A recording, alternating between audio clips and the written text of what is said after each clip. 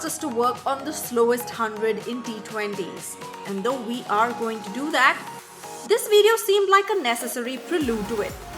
100 in T20s is extremely rare, as there are just 120 legal deliveries possible. Even the slowest of hundreds boasts of a strike rate of more than 140, which is actually pretty good. So we checked out the slowest 50s and were baffled by the data we got. So today at Simly Chumma, we are going to talk about the top 10 slowest 50s in T20 internationals. But before that, are you also interested to know which is the longest snake ever recorded? Or how about banned Indian films? Probably you would want to know the most mysterious places on earth, right? Well, your curiosity ends with Simly Curious, a new YouTube channel from the Simly brand. Don't forget to check it out. Now for our list. Number 10, Hamilton Masakadza, 48 balls. It was a match between Zimbabwe and West Indies in 2013. West Indies had made 158 in their 20 overs, and in reply, Zimbabwe were reeling at 33 for 3 in 7.2 overs. Masakadza tried but was unable to increase the run rate, and so he decided to play the overs out. He remained not out at 53 of 51 balls, and Zimbabwe finally finished with 117 for 6 in their 20 overs. Masakadza took 48 balls to reach his half century, that is a strike rate of 104. Number 9, David Hussey, 49 balls. It was in 2010 and England won their first ICC global title. England won the match by 7 wickets.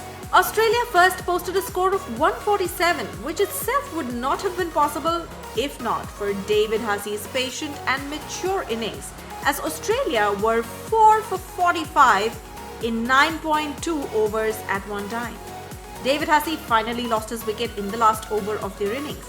He scored 59 of 54 balls. He reached his 50 in the 49th ball. His strike rate was 109.25.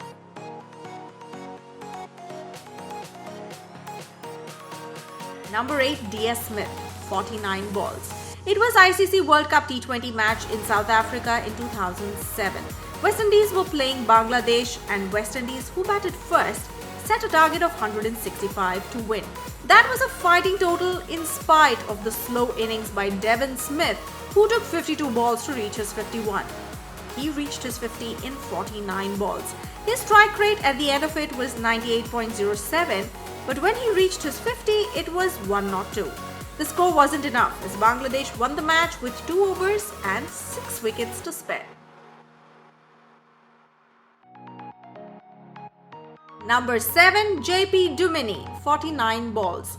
South Africa were touring Sri Lanka in 2013, and in the first T20 International, South Africa slowly crawled to 115 in their 120 balls. But that was quite enough as the South African bowlers kept it tight and finished the job with Sri Lanka still behind by 12 runs in their 20 overs. JP Duminy was awarded the man of the match for his patient and timely 51 of 52 balls. He reached his 50 in 49 balls and his strike rate at the end was 98.07. But when he reached his 50, it was 102.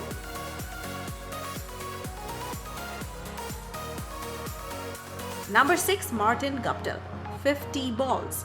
In 2013, England toured New Zealand, and in the third T20 match, New Zealand were unable to score freely. Thanks to the brilliant bowling by England, they somehow managed to reach 139 thanks to a run-a-ball half-century by Guptill, which he was able to better only by 9 more runs in the next 5 balls. England decimated New Zealand bowling to reach the target of 143 in just 12.4 overs with all their wickets intact.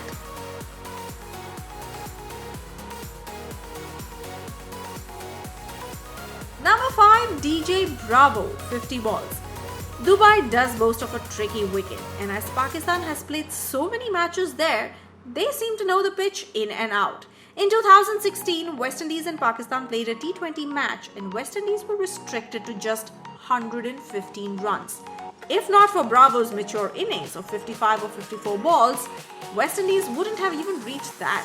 But none of that mattered, as Pakistan won that match by 9 wickets and 34 balls to spare. Bravo reached his 50 in 50 balls.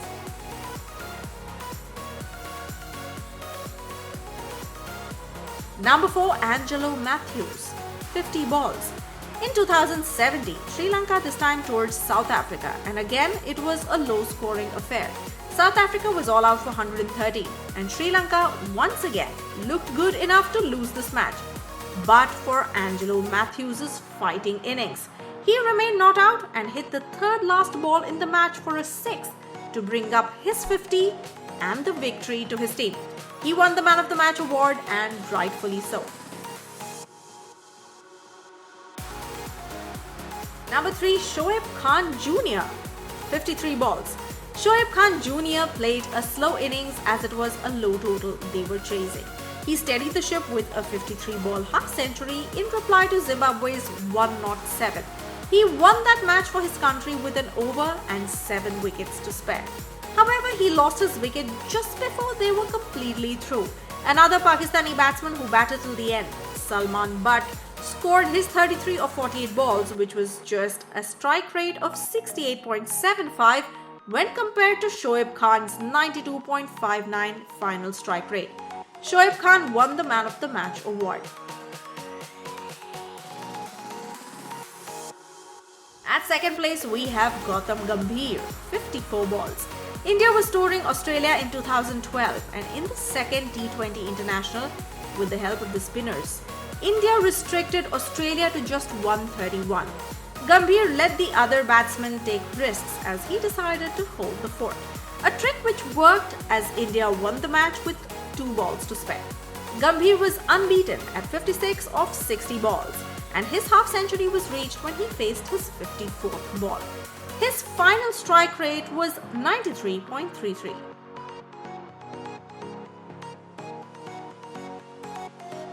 Number 1, R.R. Watson, 54 balls.